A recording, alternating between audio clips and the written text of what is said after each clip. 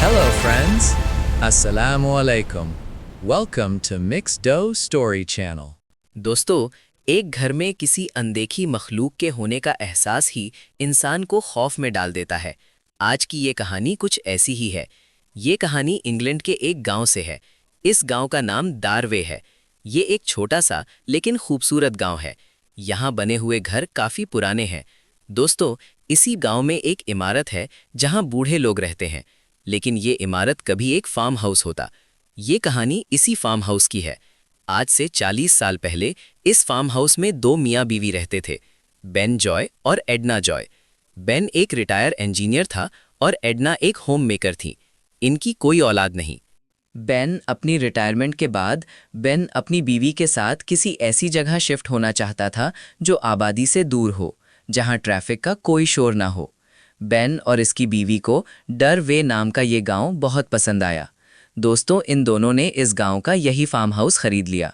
ये farm house 300 साल पुराना था और 60 साल से खाली पड़ा हुआ था।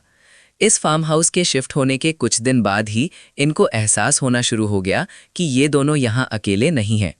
ये एहसास इनको फार्म हाउस के एक कमरे से हुआ। दोस्तों, ये कमरा फर्स्ट फ्लोर पे बना हुआ था और किसी के इस्तेमाल में नहीं था।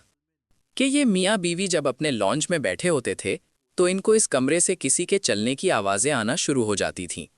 ये घर ज़्यादा लकड़ी से बना हुआ था, इसीलिए ये आवाज़ें पूरे घर में गूंजती थीं। पहले इनको लगा कि ये कोई बिल्ली है, लेकिन फिर ये आवाज़ें बढ़ना शुरू हो गईं। दोस्तों, अजीब बात यह है कि इनका पालतू कुत्ता और बिल्ली भी इस कमरे के पास जाने से भी डरते थे।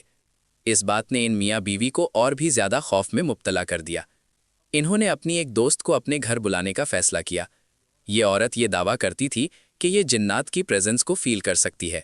ये इस घर में चंद घंटे रही। इसने इन मियाँ बीवी को साफ साफ बताया कि इसे यहाँ किसी एनर्जी के होने का एहसास हुआ है। इस औरत का कहना था कि ये जिन्नात के बच्चे हैं और इनकी तादाद 2 है। दोस्तों, ये बात दोनों मियाँ बीवी के लिए बहुत परेशान कुन थी। जाहिर सी बात है, ये दोनों बहुत ज़्यादा डर गए थे। एक और अजीब बात ये थी कि इस घर में कई लोगों की मौत भी हो चुकी थी। जैसा कि 1884 में जूलिया नामी एक लड़की हादसे का शिकार होकर मारी गई थी, लेकिन इन अमवात का इन जिन्नात के साथ कोई ताल्लुक वास्ता नहीं था। दोस्तों, क्योंकि ये घर 40 साल से खाली पड़ा हुआ था, तो होता है यहाँ जिन्नात ने बसेरा डाल दिया हो। अब इस घर से आवाज़ें आना इन मियाँ बीवी के लिए एक आम सी बात बन चुकी थी। अक्सर ये कोई चीज़ एक जगह रखते तो कुछ ही सेकंड्स बाद वो चीज़ किसी और जगह रखी हुई नजर आती थी। ये वाकया दिन को और रात को यानी हर वक्त पेश आते थे। इस छोटे से गांव में हर इंसान को पता लग गया था कि ये फार्म हाउस हॉन्टेड है। ये लोग डर के मारे इसके पास से भी नहीं गुजरते थे।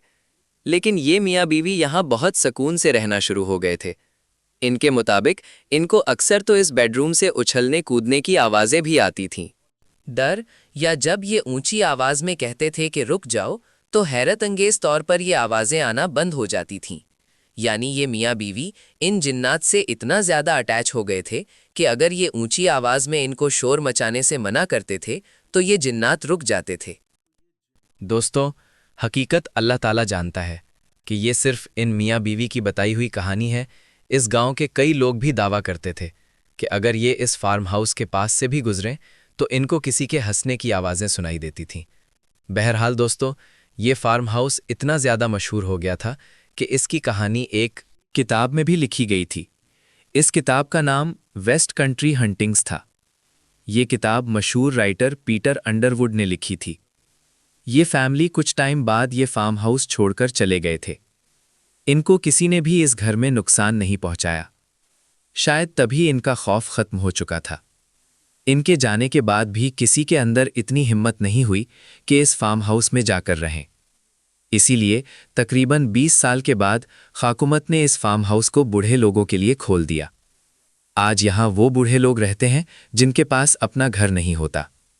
आज इस जगह से ऐसी कोई भी आवाज़ सुनने को नहीं मिलती। लेकिन इस फार्म हाउस की कहानी इंग्लैंड के इस गांव में काफ़ी मशहूर है। अगर आपको हमारी ये वीडियो अच्छी लगी हो तो हमारे चैनल को लाजमी सब्सक्राइब करिएगा, ताकि आने वाली वीडियो का नोटिफिकेशन आपको मिल सके। तब तक के लिए हमें इजाज़त दीजिए और अपना ख्याल रखिएगा। शुक्रिया। अल्लाह हाफिज़।